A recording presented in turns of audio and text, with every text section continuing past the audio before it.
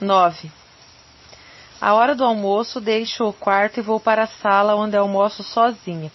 Mal consigo engolir um pouco de comida. Joana pergunta se estou enferma. Não tenho apetite. Velhacamente indaga o que me perturba. Finjo calma, simulo alegria, respondo que minhas alunas não estudam quase. Vão ser reprovadas. Isso me aborrece tanto, tanto. Ela me fita os olhos frente a frente como desafiar-me, como a querer descobrir a verdade. Sabe que estou mentindo. Lembro-me de que preciso lutar com mais temeridade, manejar a espada com sabedoria, saber defender-me contra a hipocrisia, a falsidade. Torno-me hipócrita também. Sustento o olhar da empregada, rio-me falsamente e brinco com a gata.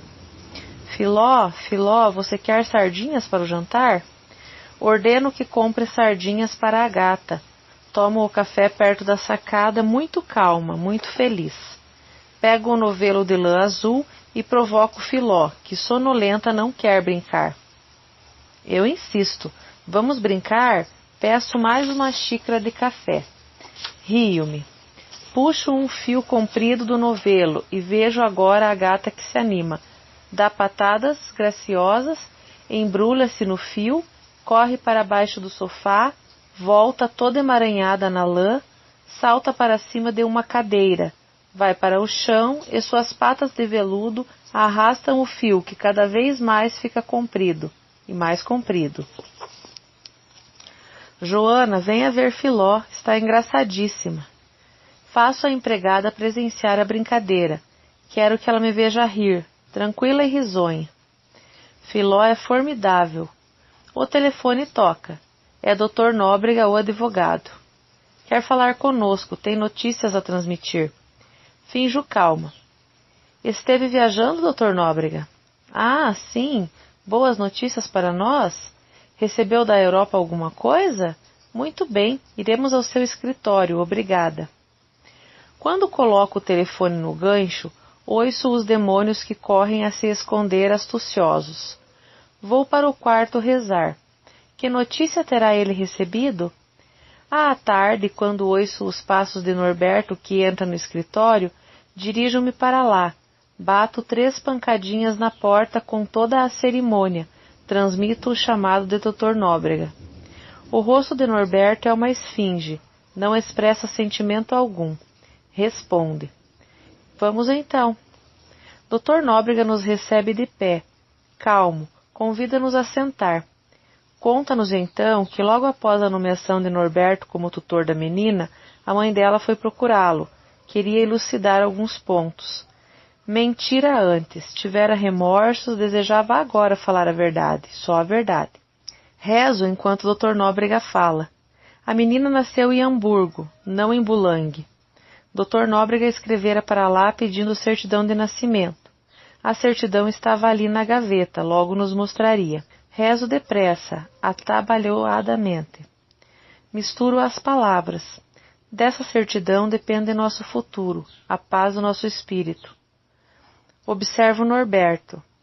Busco-lhe o olhar. Continua impassível, como se estivesse só. Dr. Nóbrega estende-nos um pedaço de papel. Explica-nos que está escrito em alemão. A menina nasceu em Hamburgo no ano de 1934, filha de Ing de Tal e de pai desconhecido. É isso mesmo, pai desconhecido. Norberto está pálido, quase desfigurado, a boca cerrada e dura. Pobre criança, murmura para si mesmo. Não me contenho. Procuro o olhar do advogado como quem pede proteção, ajuda. Empresto um tom calmo à voz. Mas e esse Monsieur Charles, de quem a menina tanto nos falou, quem será? Nesse ponto a mãe tem razão, responde o advogado. Só fantasias da menina. E Boulogne, nunca residiram lá? Ah, fez o advogado. A mocinha tem imaginação muito fértil.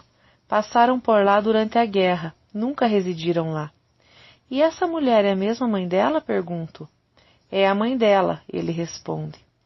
Estendo as mãos para Dr. Nóbrega. Quero contar tudo, mas me falta coragem. Deixo-as cair novamente sobre o meu colo, acomodo-as no fecho da bolsa. Desejo contar a verdade, mas o advogado está falando e eu espero. Quando ele parar de falar, vou narrar tudo, esse tudo que não sei bem o que é, e nem no que consiste. Ela não estuda, ela volta tarde e mente muito. Espiei pelo buraco da fechadura e vi coisas que não posso contar. Descobri na carteira branca, mas não posso contar. Abaixo a cabeça e fico virando o fecho da bolsa sem saber o que fazer. Percebo que Norberto pergunta umas coisas e o advogado responde satisfatoriamente. Deixamos o escritório, agradecemos. Sinto o impacto do sol no rosto e nas mãos.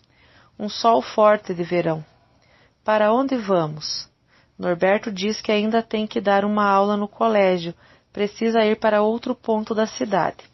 Antes que ele se vá, seguro-lhe o braço, quero fazer uma pergunta, uma só. Ainda assim você vai perfilhar esta menina? Que quer dizer, ainda assim? Pergunta com a voz metálica. Que culpa tem essa pobre criatura por não ter pai? Murmuro para mim mesma. Está bem, então vou-me embora. Deixa-me só. Caminho como uma sonâmbula pelas calçadas e pelas esquinas.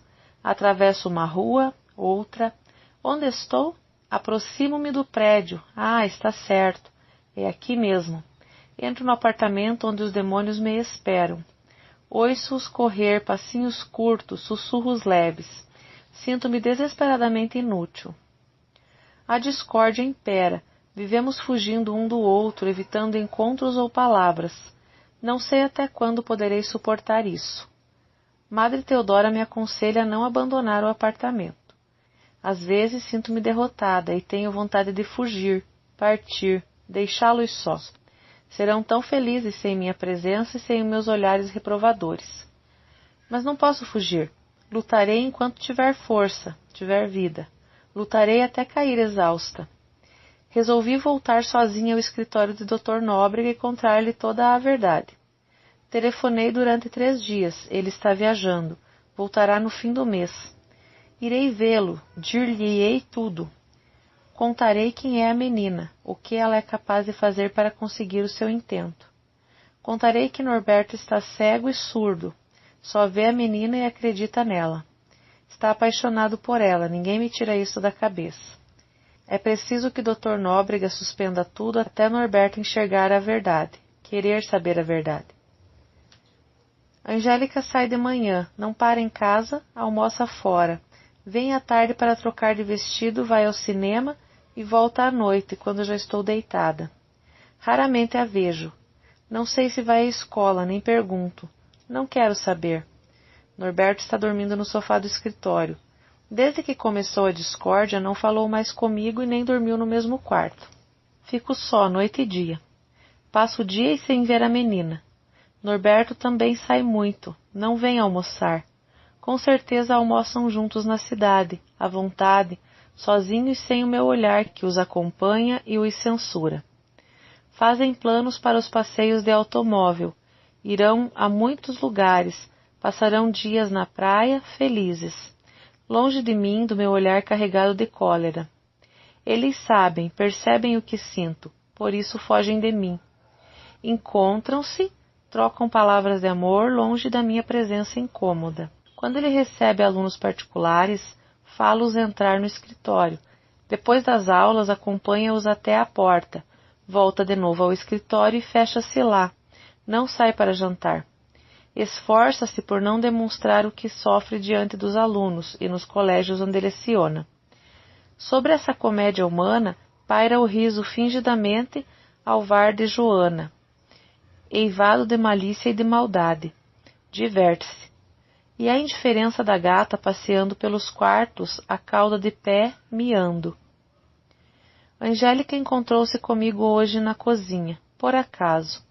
A única pessoa com quem ela conversa em sussurros e risinhos é com Joana. Encontramo-nos hoje e ela me pediu permissão para ir jantar na casa de Sônia. Um grupo de amigos estará lá, depois dançarão um pouco. Em vez de responder, perguntei, já falou com o tio Norberto? Já, sim senhora, e ele me deu permissão antes de sair. Então já está dada, falei, nem precisa falar comigo. É hipócrita e perversa. Vi-a abaixar a cabeça para ocultar o riso. Nunca mais me pediu permissão para coisa alguma. Faz o que quer. Vem quando quer para casa agora. Agora, porque me viu, fez seu ar de candura e me perguntou se podia jantar com a amiga. É ousada e má. Quando deixei a cozinha, vi os demônios que me perseguem. Chego a desejar um desastre para essa menina. Gostaria que ela fosse parar num hospital, atropelada, doente, pedindo misericórdia. Mas não, ela sai e volta cada vez mais forte e com mais saúde e mais força para me calcar sob seus pés. Há vários dias eu não a via de perto. Está com olheiras fundas, mais magra, um olhar velado. São as orgias, pensei. Anda mergulhada em orgias desbriadas. Por isso esses olhos pisados, esse rosto cansado. Voltei para meu quarto e preparei-me para sair. Enquanto procurei o guarda-chuva no armário do vestíbulo, ouvi as risadas infindáveis das duas na cozinha. Voltei quase à hora do jantar e encontrei Norberto na sala fazendo cócegas na barriga espreguiçada de Filó. Nenhum de nós falou. Joana serviu-nos o jantar na mesinha da sala. Há muito não fazia. Mal tocamos nos pratos. Fiquei trabalhando na sala onde a luz é clara e forte. Não senti o passar das horas. De súbito vejo Norberto aparecer de roupão à meia-noite e perguntar se a menina já entrara. Respondi que ainda não. Ele acendeu um cigarro, acendeu outro e outro. Continuei a corrigir os trabalhos de minhas alunas, sem compreender por que a menina demorava e aflita por ver o sofrimento dele. 2 horas. Norberto resolveu agir. Perguntou-me o número do telefone de Sônia de Freitas. Quis telefonar para saber se a família poderia informar. Levantei-me, procurei o número na lista em que Angélica escrevera e colocara perto do telefone. Telefonei muitas vezes, ninguém atendeu. Insista mais, pediu-me. Quem sabe foram a Santos outra vez e aconteceu alguma coisa. A família deve estar lá. Não atende, toquei tantas vezes. Insista mais, qual é o número? Dei-lhe. Ficou ao telefone até às 3 horas da manhã. Nada. Deixou o aparelho, passou os dedos pelos cabelos, visivelmente aflito. Sobre o cinzeiro havia montes de cinza e tocos de cigarro. Fui fazer café. Tomamo-lo meio reconciliados. Eu, solitária, na espera angustiosa. Fizemos 1000 conjecturas. Os rapazes guiam os carros sem cuidado. Algum desastre na serra? Cada vez que ouvíamos o ronco do elevador subindo, o nosso ouvido ficava alerta. Devia ser ela. O elevador passava sem parar no nosso andar e sinistramente descia de novo. 4 horas da manhã. Pobre Norberto. Tive vontade de me aproximar, passar as mãos nos seus cabelos e perguntar-lhe meigamente. Você a quer muito, não é verdade? Conte-me alguma coisa, fale-me sobre seus projetos com relação a ela, o que pretende fazer. Tive vontade de me aproveitar daquela fraqueza, daquele desânimo, ao vê-lo meio derreado sobre o sofá, os cabelos desgrenhados, o rosto coberto de tristeza. Ele se chegou à sacada, debruçou-se e ali ficou recebendo o ar úmido da madrugada, sem deixar um momento a janela. Dei-lhe um pouco de vinho, fi-lo beber. Eram quase 5 horas, quando afinal o elevador parou no nosso andar e passos aproximaram-se da porta do nosso apartamento. Norberto vira da janela a chegada de Angélica. Correu para abrir-lhe a porta. Encarou-a. Ela estava horrível na fria madrugada. Cabelos revoltos, rosto manchado de batom, olhos de embriagada, a boca pintada e a pintura espalhada até o queixo. Entrou cambaleando, arrastando o casaco que recebera de Norberto em abril pelo aniversário. — Angélica, onde você esteve, menina? Por que veio tão tarde? Sabe que horas são? Perguntou agoniado. Os olhos amortecidos abriram-se por um instante e pousaram sobre o rosto pálido de Norberto. De um lado eu assistia à cena. Em vez de responder, ela riu um riso de bêbada. Procurou continuar sem responder. Segurei-lhe o braço de leve, pois a vi cambalear como se fosse cair para o meu lado. Por que veio tão tarde? Por que não responde? Perguntei. Através das pupilas meio cerradas e mortiças, senti-lhe o ódio impetuoso sobre mim. Sua boca torceu-se num ricto animalesco. Tentou empurrar-me com o braço direito, mas não teve forças para isso. Apenas tocou-me o peito e o braço caiu inerte. Ouvimos-lhe a voz rouca. Saia daqui, bandida! Norberto postou-se-lhe à frente num gesto inútil para que ela não continuasse. Acalmei-o. Ela está embriagada, deixe-a. Ela soltou uma risada ordinária, atirando a cabeça para trás, e nesse momento cambaleou. Seu hálito era horrível de álcool. Antes que disséssemos alguma palavra mais, falou aos gritos imundos. Saiam da minha frente, seus porcos, eu já disse. Angélica, não fale dessa maneira, gritou-lhe Norberto, tentando ainda acalmá-la, chamá-la a si, sacudi-la daquele torpor. Ela abriu a boca para falar, mas Norberto fechou-a com uma bofetada aplicada em cheio nos lábios. Ela deu um grito de ódio e, aos cambaleios, aos resmungos e tropeços, foi até o quarto e fechou-se. Ouvimo-la correr ao banheiro e, aos engulhos e vômitos, gemer e chorar. Pobre Norberto, estava lívido. Ainda quis falar com ela, retive-o. Não adianta. Amanhã falaremos calmamente com Angélica. Vamos aconselhá-la bem, pedir para que isso não se repita. Com a mão esquerda ele apertava a direita, como a castigá-la, a mão que batera na criaturinha adorada. Pedi-lhe que se deitasse, implorei-lhe que descansasse, repousasse um pouco. Não, ficou escutando a porta do banheiro para ouvir ainda algum choro, algum gemido, e como nada ouvisse mais, perguntou-me se não seria melhor dar-lhe algum remédio, algum calmante, como fosse ela estar gravemente enferma. Fiz um gesto de indiferença, como se dissesse, faça o que quiser. Ele então foi para o nosso banheiro, tomou banho, barbeou-se e vestiu-se. Fiz-lhe novo café e o dia encontrou-o sentado à frente da escrivaninha do escritório, pensativo e sombrio. À hora de costume saiu para as aulas. Não fui ao colégio hoje. Telefonei à Madre Teodora que me desculpasse, não estou bem. Impossível coordenar as ideias, pensar, preparar lições. Tudo fica emaranhado, como se perdesse numa nebulosa. Como um dia costumeiro, Angélica saiu do quarto ao meio-dia e apareceu para o almoço. Era outra vez a colegial inocente, os cabelos lavados, o rosto de pele bonita levemente rosado, o sorriso alegre, ainda que forçado. Somente os olhos um tanto pisados eram o único resquício da noite anterior.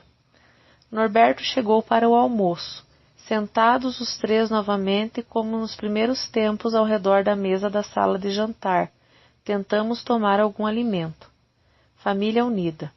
Angélica apenas provou uma salada e quis café. Bebeu 2 xícaras. Vi-lhe o tremor das mãos. Tirada a mesa, ficamos ainda uns instantes ali, até que Norberto fez-nos um sinal para que o acompanhássemos ao escritório, onde ele cerrou a porta e pediu a Angélica que prestasse atenção ao que ele ia dizer. Antes que ele principiasse o sermão, atirou-se-lhe nos braços, pediu-lhe perdão pelo que fizera na véspera, prometeu não tornar a fazê-lo e chorou sentida debruçada no seu ombro. Depois chegou-se a mim e pediu também que a perdoasse. Os culpados eram os amigos de Sônia, quiseram levá-la a Santos, desejou telefonar de lá, talvez voltasse tarde, o telefone estava com defeito, impossível. Como era infeliz! Como era infeliz! Soluçou, beijou-me as mãos. Norberto sentiu-se abalado, teve pena dela, acariciou-lhe o rosto, pediu-lhe que o desculpasse, pois perdera a paciência ao vê-la naquele estado e lhe batera. Que o compreendesse e perdoasse. A paz, embora passageira, voltou ao nosso lar.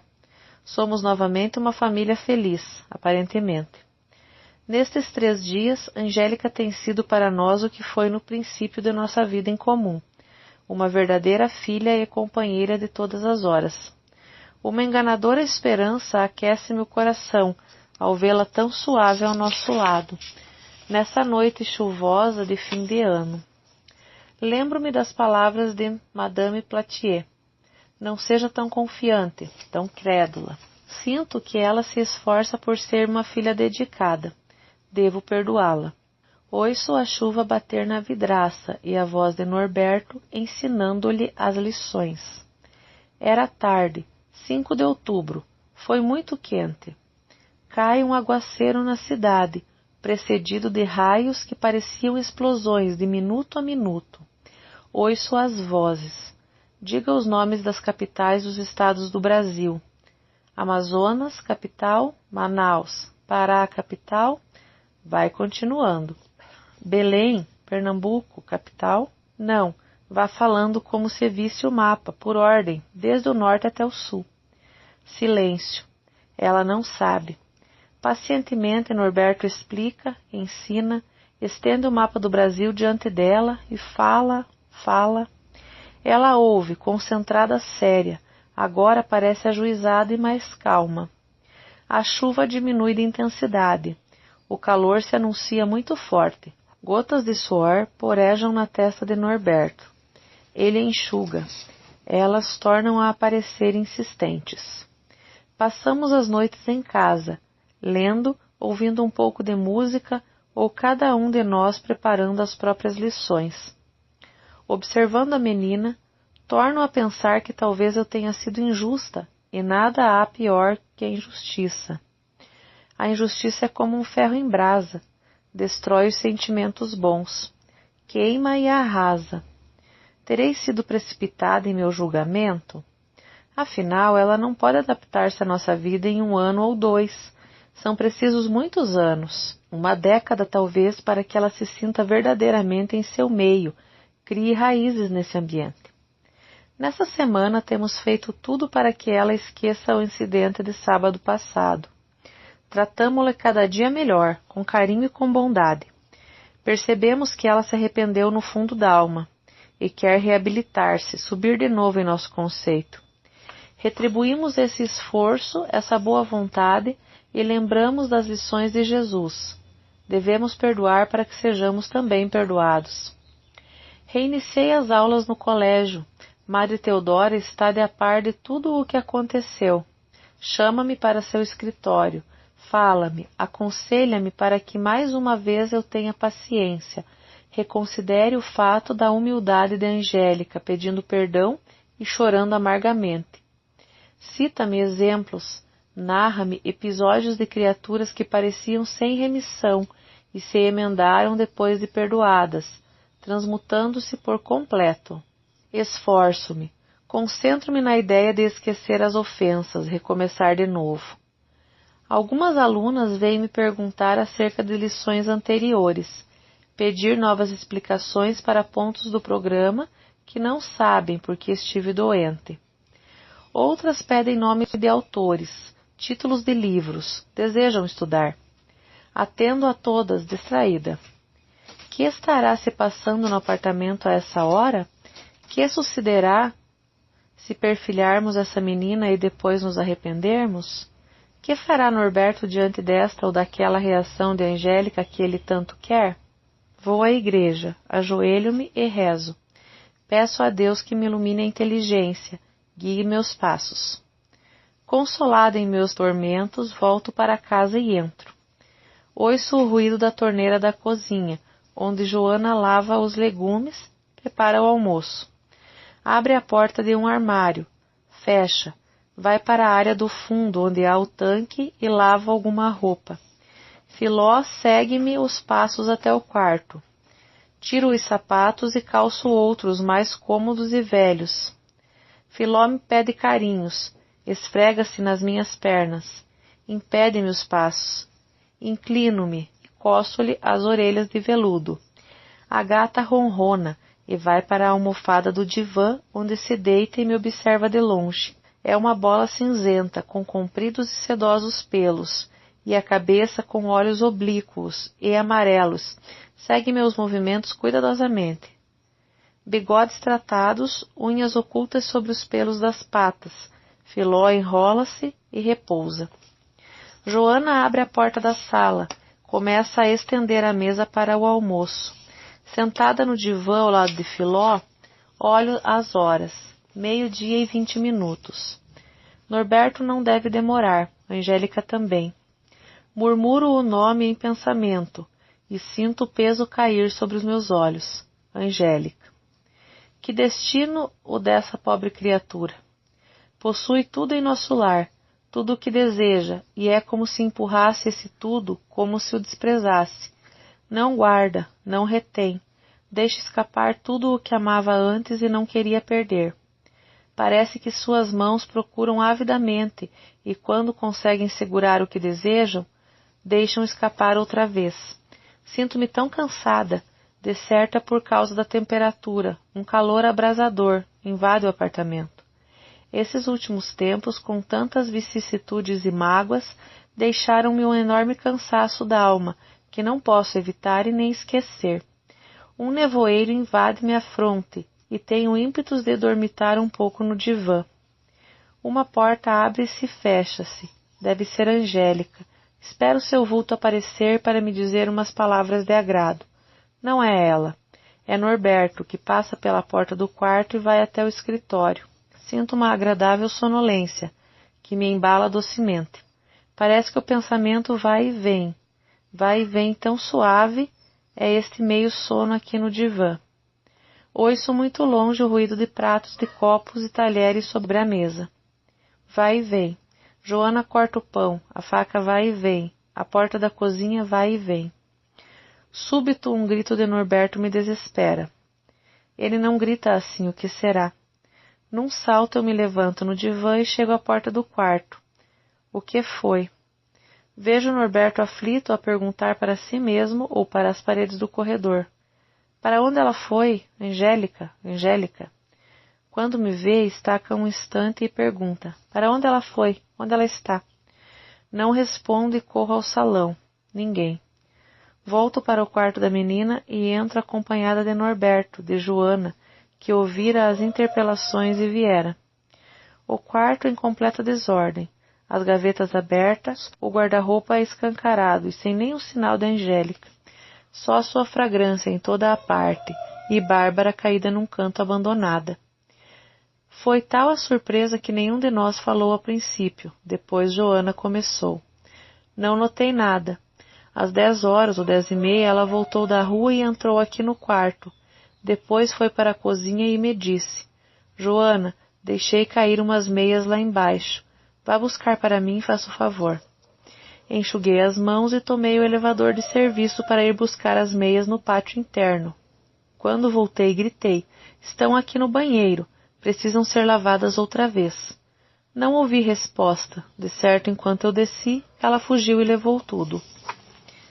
Norberto repetiu como um sonâmbulo. Fugiu, ela fugiu. Mas por que, meu Deus?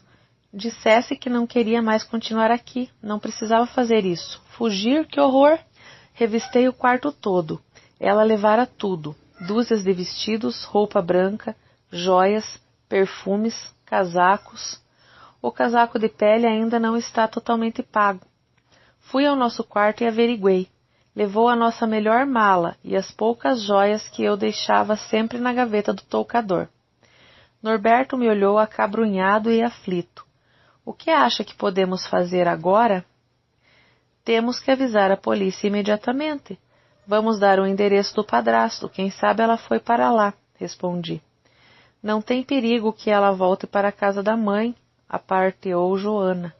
Lá ela não está. De certo foi para a casa da amiga, a pensão de Sônia. Onde? Perguntou Norberto angustiado. Não sei, por aí, fez Joana num gesto displicente baixando os olhos. Estou falando por palpite, não posso saber para onde ela foi. Mas ela é menor, temos que avisar a polícia, lembrei. Sim, vamos à polícia. Aqui é seu Norberto. Olhou o relógio de pulso. Vamos já. Não seria melhor pedir ao advogado para nos acompanhar? Perguntei. Ele nos poderá ajudar bastante. O almoço está pronto, interrompeu Joana. Que coisa, nunca pensei que ela fizesse isso. mas tapeou que foi uma beleza. Vou tirar o almoço. Não quero almoçar, disse Norberto. E não adianta aborrecer Dr. Nóbrega por causa disso. Depois contaremos tudo a ele. Vamos já dar parte à polícia. Fomos ao gabinete de investigações. Falamos ao delegado de plantão. Ele disse que tomaria imediatamente todas as providências. Perguntou a idade da menina, a cor dos cabelos, dos olhos, como estava vestida quando saiu de casa. Contamos tudo e pedimos encarecidamente que fizesse o possível para encontrá-la. Voltamos apreensivos. Norberto sentou-se numa cadeira ao lado do sofá, em frente à sacada, ali mesmo onde ensinara a Angélica, onde lhe acendera os cigarros, onde haviam tomado café, ele com o rosto transfigurado de júbilo, ao tê-la junto a ele, aquela mocidade em flor. E agora? Perguntei se não queria comer alguma coisa. Não, nada. Fez esforços para ocultar sua mágoa, mas ela amortecia-lhe o olhar. Transbordava em seu rosto toda uma atitude. Fumou e tomou café, atenta ao chamado telefônico. Voltou ao quarto da menina, percorreu novamente o salão, entrou de novo no quarto, abriu, fechou gavetas, esquadrinhou os cantos procurando um indício, um sinal, uma lembrança. Somente Bárbara, a bonequinha de saias armadas, jazia esquecida. Pelo vão da porta, entreaberta, viu-o tomar Bárbara entre as mãos e examiná-la, apalpando as saias de seda, os sapatinhos de pano. O telefone soou. Norberto, eu e Joana aproximamo-nos do aparelho ao mesmo tempo. Norberto tomou o fone, avidamente perguntou quem estava falando. Era Eduardo, desejando falar com Angélica. Com a mão direita ele cobriu o bocal e voltou-se para mim como pedir conselhos, o que daria ao rapaz. Combinamos em voz baixa a resposta, e Norberto respondeu que ela não estava, não voltara ainda, só estaria à noite. Suspendemos todas as aulas, não recebemos mais alunos enquanto a polícia não nos der qualquer notícia. Fui hoje cedo ao colégio, frequentado por Angélica. Falei com a diretora que a menina fugira, e nós estamos desesperados. É menor e temos a responsabilidade diante do juiz. Norberto é seu tutor. A diretora do colégio ficou muito admirada e perguntou: de quem a senhora está falando? Tornei a explicar e a falar de Angélica, a menina que eu matriculara 1 ano e meio atrás.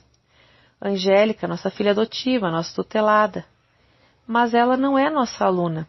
Há muito tempo. Deixa ver. Desde o ano passado recebemos uma carta do professor Norberto Dourado desligando-a daqui. Atônita, pedi à diretora mais detalhes. Ouvi então a resposta assustadora. Foi uma das piores alunas. Dava maus exemplos às colegas. Ameaçamos expulsá-la mais de uma vez. Foi quando recebemos a carta de seu marido. Esse ano ela não foi aluna deste colégio. Eu poderia ver essa carta? Vi. A assinatura do Norberto estava muito parecida, mas não era dele. Angélica escrevera a carta à máquina e assinara falsamente o nome de Norberto. Não tive coragem de falar uma palavra mais. Despedi-me da diretora, aturdida, sentindo um redemoinho de aflições, de sustos. O que mais iríamos saber? Quais as surpresas que a menina ainda nos reservava? Tomei um táxi e fui para casa, tal meu estado de nervos. Contei ao meu marido. Como era possível que ele lhe auxiliasse nas lições se ela nem comparecia às aulas? Para que essa comédia de geografia, história, francês, matemática e tudo mais? E as notas dadas pelos professores? Com horror lembramos que de certo ela falsificava a letra dos professores e colocava notas com lápis de cor nos próprios cadernos. Norberto vira muitas vezes essas notas e a felicitara quanto eram boas. Eu vira também. Se telefonarmos hoje para Sônia Freitas, quem sabe poderemos saber mais coisas que nos elucidem, lembrei. Ali estava a letra de Angélica com o nome da amiga e o número do telefone. Ligamos para o número escrito, e não foi da casa da amiga que atenderam. De uma casa diferente. Assim também o telefone de Ana Maria e Eduardo Brandão. Não residiam naquele endereço, responderam. Engano. Hoje, depois do almoço, Norberto voltou à polícia para ver se obtinha alguma informação. Responderam que ela não está em casa do padrasto e não sabem ainda o seu paradeiro. Lembramos então que Sônia e Ana Maria estudavam no mesmo colégio que Angélica. Norberto foi esperá-las à saída das aulas. Voltou confuso, completamente desfigurado de susto e apreensão. Disseram que Ana Maria Brandão não existe nesse colégio, ninguém conhece. Quanto a Sônia de Freitas, a amiga mais íntima que lhe dava joias pelo Natal e pelo aniversário da menina, também nunca existiu, nunca foi matriculada nesse colégio, se por acaso existe. Há uma Sônia no curso primário, tem apenas 11 anos e nunca ouviu falar em Angélica. Quando Norberto me contou as informações dadas pelo colégio, senti medo, um medo desconhecido e imenso, como se um demônio em forma de gente houvesse habitado em nossa casa, estado intimamente em nosso convívio, gozado da nossa amizade. Tão impressionados ficamos que passamos toda a noite despertos, unindo datas e fatos como se estivéssemos diante de um tabuleiro de xadrez e devêssemos encontrar com presteza o peão, a rainha, o rei para ganharmos o jogo. Do contrário, estaríamos perdidos. As jogadas tinham que ser firmes, sem vacilações. As figuras precisavam ser colocadas nos lugares certos. E ainda assim faltavam tantas que talvez nunca fossem encontradas. Lembramos que nos aniversários, quando ela recebia as amiguinhas, nunca vinham Sônia e Ana Maria. Uma estava viajando, a outra gripada. Sônia com o pai gravemente enfermo, Ana Maria em Campos do Jordão. Sônia torceu o pé, Ana Maria está no Guarujá. Meu Deus, como fomos ludibriados, como fomos cegos e infelizes. Faltam ainda muitas figuras para completarmos o jogo que temos diante de nós. Parece intrincadíssimo.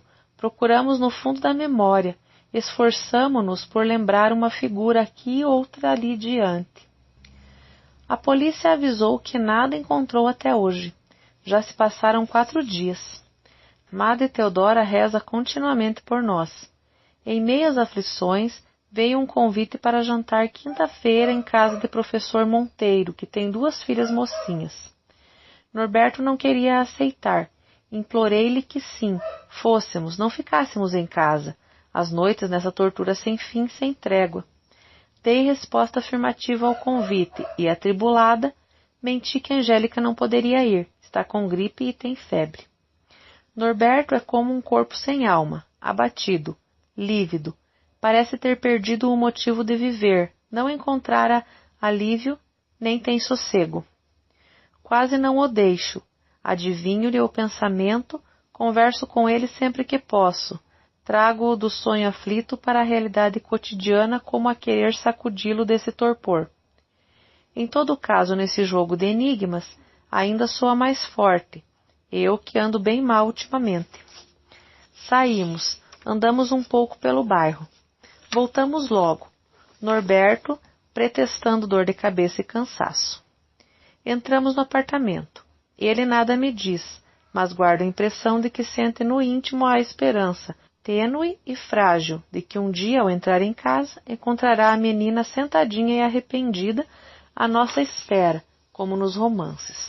Um sorriso nos lábios brejeiros, como a pedir perdão antecipado da travessura. Nada mais que uma travessura sem consequências. Tenho a convicção de que esse perdão seria imediato, entre beijos e abraços. Consulto-me. Não, é demais. Não perdoarei novamente. Irei embora daqui. Madre Teodora me ofereceu um quarto no colégio, se precisar, mas faz votos para que eu nunca venha a ocupá-lo. Entramos. Nesse momento, em meio ao silêncio, no vazio do apartamento, ao ver Filó vir ao nosso encontro, miando com uma censura pela nossa demora, vi Norberto inclinar a cabeça sobre a mesa da sala e ocultá-la entre os braços, como se estivesse exausto. Lembrou-se das outras noites, quando entrávamos os 3 e a cena era parecida, com a gata miando e Angélica cantarolando e conversando antes de ir para o quarto. Só que agora faltava a figura principal, a própria razão da sua alegria. e como não pudesse suportar por mais tempo a saudade da ausente, começou a chorar baixinho, depois desesperadamente, a cabeça entre os braços, sacudida por soluços lancinantes doloridos. Estática, fitei-o sem encontrar palavras de consolo. O outro dia encontrou-nos ainda ali, um ao lado do outro, perdidos na confusão, na dor, na intranquilidade a que a menina nos arrastou. Exaustos fomos recostar um pouco. O dia já se anunciava. O sol vermelho e quente de um verão insofrido percorria as janelas. Pressuroso, quando o telefone tocou. A polícia encontrara a moça. Fomos depressa. Meu coração estava ansioso. Não sabia o que nos esperava. Nosso destino dependia dessa entrevista. Pelo menos o meu destino. Nada disse a Norberto, mas se ele perdoar novamente e desejar que ela volte, eu sairei de casa.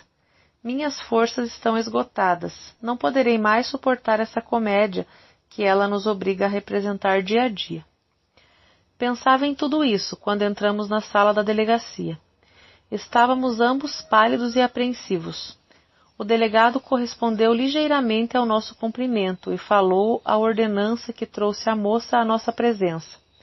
Senti as mãos frias e úmidas de suor, apesar do calor que ia lá fora. Rapidamente imaginei cenas. A menina pedindo perdão, em prantos, nos braços de Norberto. A princípio com olhos baixos, sem coragem de nos encarar, pálida e trêmula. Eu de lado assistindo e fazendo planos. Assim que entrarmos no apartamento, enquanto os dois muito felizes estão conversando e imaginando passeios, automóveis, viagens ao Rio, eu arrumarei as malas para outra viagem, a da separação, do desquite. Vou-me embora e continuarei a trabalhar, sozinha desta vez. Vi o delegado chamar alguém e mandar abrir uma janela. Passa o lenço na testa, no rosto. Que calor! Observei Norberto. Estava firme, a boca cerrada, aparentemente impassível. Mas que tempestade de sentimentos teria dentro do peito. Ouvi gritos lá fora, gritos de homens dando ordens. Não entendo. Meus olhos estavam fixos na porta por onde ela entraria. Ela não. Ele, o destino. A porta abriu-se devagarinho. Do outro lado da sala, Norberto e eu sentimos a respiração suspensa. Não, não era ela. Entrou uma moça de cabelos pretos, com o jeito, a altura, a beleza demoníaca de Angélica. Absurdo ligar demônio a anjo ao mesmo tempo. Mas não era ela. O delegado ia dizer que é engano, ordenar que nos trouxessem a moça loira, a outra. A que ali estava tinha um vestido elegante, um costume de linho preto, bem costurado, saia justa, sapatos de salto altos. Que moça bonita! Entrou com desembaraço, atravessou os metros de assoalho até chegar perto da mesa do delegado. Nem olhou para o nosso lado, não nos viu. Aproximou-se da mesa, recostou-se na porta da escrivaninha e perguntou sorrindo ao homem que estava sentado, o delegado. Bom dia. É você que está aqui hoje? Quando ela falou, meu coração quis saltar, sair pela boca, pois reconheci a Angélica. A voz era dela. Os cabelos agora são pretos, mas a voz não pode haver dúvida. Sinto imperceptível movimento de Norberto. Acho que ele desejou levantar-se, falar, chegar perto dela e dizer: Angélica, sou eu, tio Norberto. Diante de uma estátua de preto, nada disse. Continuamos imóveis, olhos fixos na figura estranha que não deveria ser Angélica, a menina que amamos, mas era ela mesma. Saímos daquele torpor ouvindo a voz áspera do delegado. Saia dessa mesa, menina, sente-se na cadeira. Foi como se dissesse para a criança travessa: tenha modos, benzinho, sente-se direitinho agora. Senti impulsos esquisitos. Desejei dar gargalhadas. Que comédia divertida aquela! Ouvindo a voz da autoridade, a moça ficou de pé, risonha, bonita e perfumada. Era o perfume dela, a fragrância que ela usava, que deixou nas gavetas, no guarda-roupa, entre os livros e cadernos. Minhas narinas aspiravam o aroma conhecido, o mesmo que está no salão, nos móveis, na mesa de estudo da menina. Estudos? Tem graça. O delegado insistiu para que ela se sentasse. Sentou-se e cruzou as pernas. Antes de dirigir-se a nós, ele lançou um rápido olhar às pernas da moça. Falou. É esta moça que procuram? Essa mesma, respondeu Norberto, a voz trêmula, desejando sorrir. Pensei. Ela não nos viu ainda. É impossível que, ouvindo a voz dele, não diga qualquer coisa, não corra ao nosso encontro, não caia em seus braços. Tio Norberto? Tio Norberto, tia Constança? Não. Continuava indiferente a brincar com o lápis que encontrou na mesa do delegado. Pernas cruzadas, a saia do costume de linho é justa, aberta de um lado da perna, meias finas, pernas à vista. Não conheço esse tailleur preto, esses sapatos de salto tão alto e a bolsa é nova. Ah, tem um broche bonitinho na lapela do casaco. Que elegância! Mentalmente procuro as pedras que faltam para formar as figuras no tabuleiro. Faltam muitas ainda. Preciso pensar, escrafunchar a memória, ir até o fundo e ver, olhar, observar com cuidado. Ela não olhou para o nosso lado, não nos viu. Tive vontade de perguntar. Onde está a menina que fugiu? A que demos o nome de Angélica? A senhorita pode informar? Outra vez ouvi a voz do delegado. É esse o casal que quis adotá-la? A figura de preto responde. É, sim, senhor. Ele foi nomeado seu tutor? Foi, sim, senhor. Então por que você fugiu? Não percebo bem se era o seu riso que eu ouvia. Ouvi sua pulseira tilintar sonoramente. Não nos viu e continuou. Fugi porque não aguentei mais a casa deles. Queriam que eu estudasse matemática, geografia, história, gramática, um horror. Não tenho cabeça para tanto, você compreende? Também porque ela é detestável. Detestável? Quem? Pergunta o delegado admirado. Serei eu? A senhorita se refere a mim? Detestável? Minha mente repete sem saber de quem se trata. Sinto outra vez vontade de rir, dar gargalhadas. Mas isso é divertidíssimo, tenho vontade de dizer. A moça de preto continua a falar, e eu escuto. Ela é horrível. A princípio tinha ciúmes de mim e dele. Faz um gesto de ombros desdenhoso. Me vigiava noite e dia, imagine, ciumenta. Depois adotou outra tática, bem que eu percebi. Parou um pouco para efeito. A saia curta mostrava as pernas bem feitas.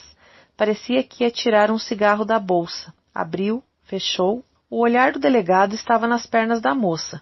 Depois foi subindo, subindo. Sabe, fez tudo para que ele se apaixonasse por mim. Quis me atirar nos braços dele. Verdade, sim. De certo, o olhar do delegado parecia duvidar. Sei bem por que ela fez isso. Se me pilhasse em flagrante com o marido, teria motivo para me expulsar, fazer um drama, um escândalo. Por isso fugi. Não quis saber de histórias com eles. Foi como se ela nos esbofeteasse no rosto, bem no rosto, e deixasse marcas das suas mãos imundas. Não me contive. Não houve raciocínio que me prendesse os movimentos. Num ímpeto, tentei atirar-me a ela, segurar-lhe o pescoço branco e estrangulá-la devagarinho, bem devagarinho, rir da sua agonia e de sua morte. Ela morrendo asfixiada, a língua de fora esganada por mim. Justifiquei mãos assassinas, atos impensados de revolta, de justiça pelas próprias mãos, de ódios recalcados. Saltei da minha cadeira, mas antes que eu a tivesse, 2 homens me seguraram e me afastaram dela. Voltei a mim envergonhada, e vi Norberto no mesmo lugar, como petrificado. Havia vida apenas em seus olhos pasmos, fixos. A figura de preto continuou falando, explicando com pormenores a vida que teve em nosso lar. Quantos anos? 3, quase 3. Você disse que trabalhava também? Qual era o tipo de trabalho? Professora de francês. Tinha alunas, falou cínica. Novo impulso de ódio me levantou da cadeira. Protestei indignada. É mentira, ela não sabe falar francês. O que sabe aprendeu comigo. Sabe o que ela fazia para ganhar dinheiro? Alugava o corpo aos homens. É isso, prostituta. E ladra também, roubou minhas joias. Falei tudo isso depressa, antes que me impedissem. Podia um daqueles homens tapar a minha boca. O delegado mostrou-se suscetivelmente ressentido. A senhora não deve usar esses termos perto da moça. Quanto às joias, ela me disse que foram presentes seus. A senhora presenteou-a com brincos e o broche em dias de aniversário.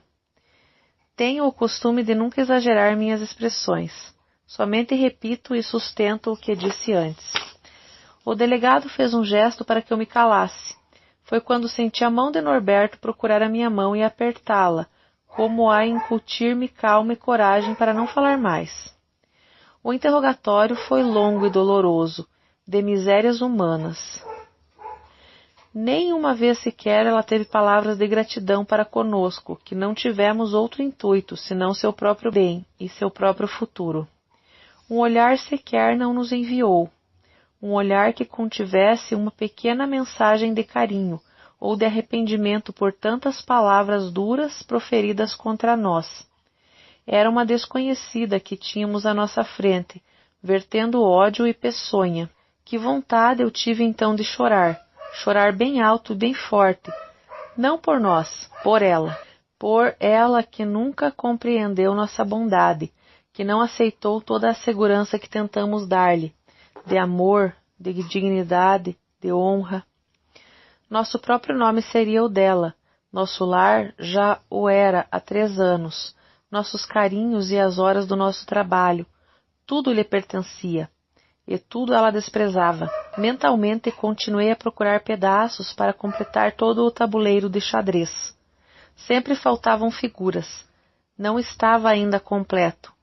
Ouvi a voz do delegado ordenando a um homem que a levasse dali para sua sala próxima. Depois o próprio delegado se levantou e foi até lá com ela. Norberto e eu ficamos sós. Não tive coragem de falar ou de olhar para o lado dele.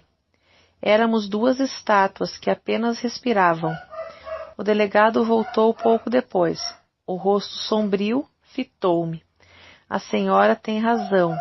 Eu lhe disse que não falasse como falou perto da moça. Agora sei que pode falar tudo o que quiser. Sei quem ela é. Peço que me desculpe por não haver compreendido. Nunca exagero no que falo. A porta abre-se antes que eu dissesse alguma coisa a mais. Ela entrou de novo e estacou frente à mesa do delegado. O interrogatório continuou por alguns minutos. Onde ia em vez de ir ao colégio? À casa de Sônia, à pensão de Sônia encontrar pessoas amigas. O nome da dona da pensão não é Sônia. Eu que a chamo assim para disfarçar, ela tem outro nome. Por que escolheu esse? Ah, não sei, acho que porque gostei. No colégio onde estive havia uma menina com um nome assim. E quem era Ana Maria Brandão? Companheira da pensão, amiga minha. Mas não é Ana Maria, muito menos Brandão. Eu só a chamava assim para despistar. Todas as vezes que você dizia que sua colega Sônia telefonava, era um pretexto para sair, para ir à pensão? Naturalmente. Era a dona que me chamava, porque havia algum cliente me esperando.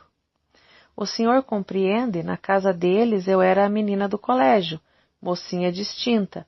Tinha que inventar nome e pretextos todos os dias. Tapei os ouvidos, nauseada.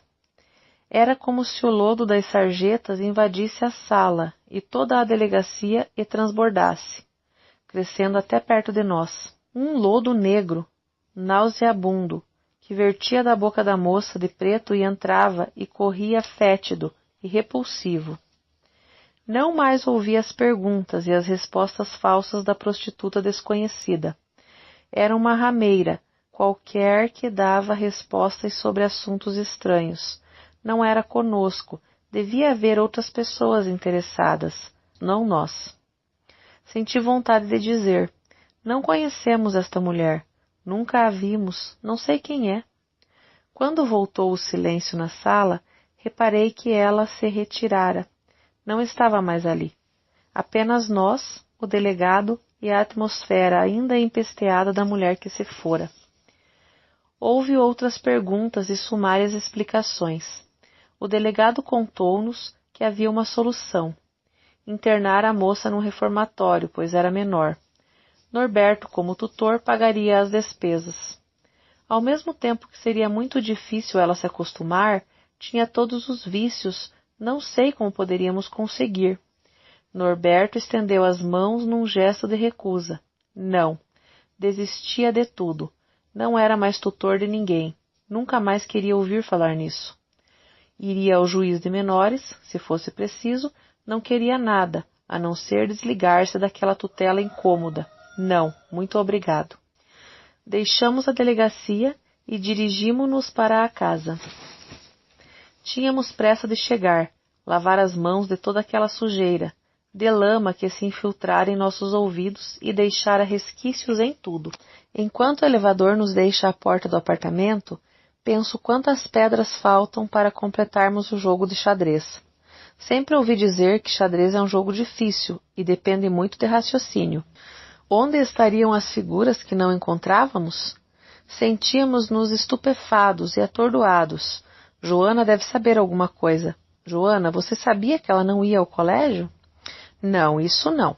Ela me disse que faltava muitas vezes e em vez de ir ao colégio, ia à pensão onde tem muitas amigas. Você sabia que ela ia à pensão todos os dias? Ah, sabia sim, senhora. Ela me contava tudo. Quando eu entrei aqui para trabalhar, a senhora lembra que uma noite fui à farmácia com ela comprar creme para passar no rosto? Fazia uns 3 dias só que eu estava aqui. Ela me contou tudo. Disse que gostava de ficar uns tempos como mocinha de família porque muitos rapazes ricos pensavam que ela era de família distinta, filha de professores, e eram amantes dela, mas com respeito. Tinham medo que o professor descobrisse qualquer coisa.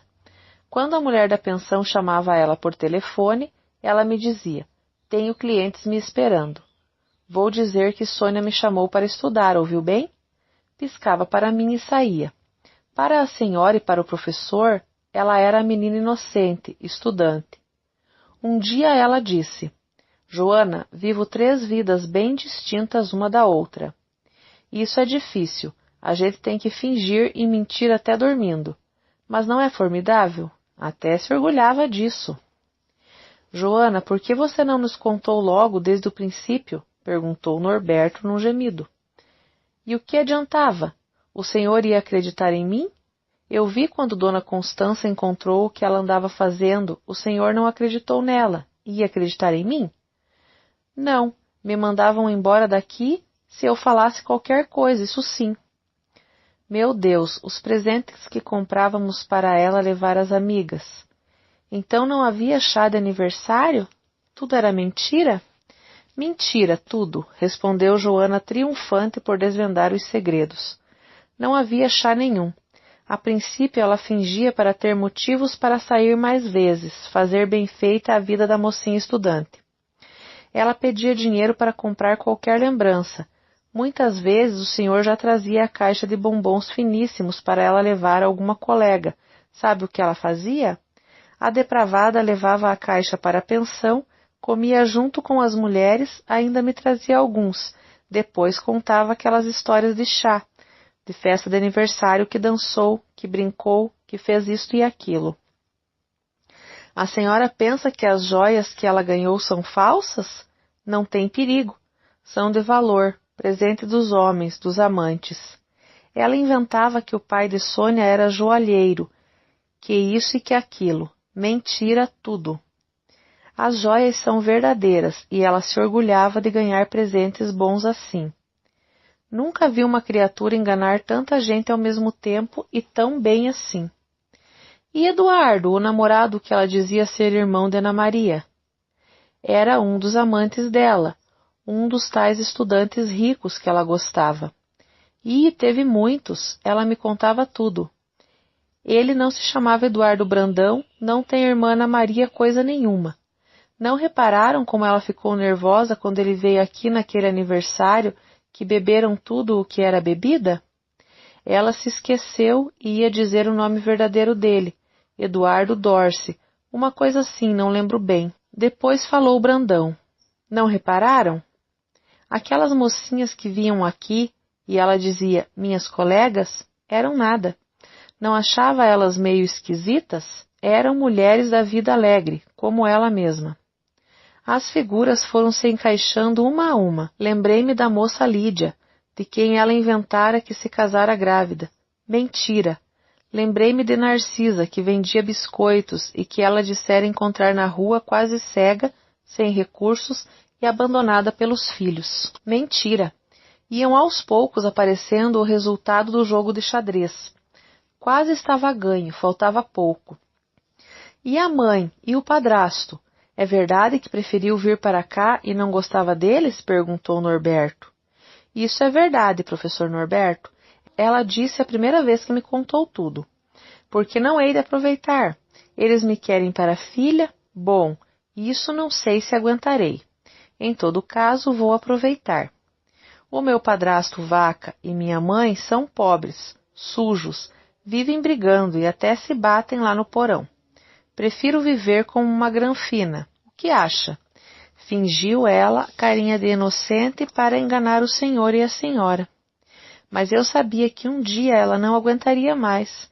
Era viciada, depravada até o último. Uma peste, nunca vi igual.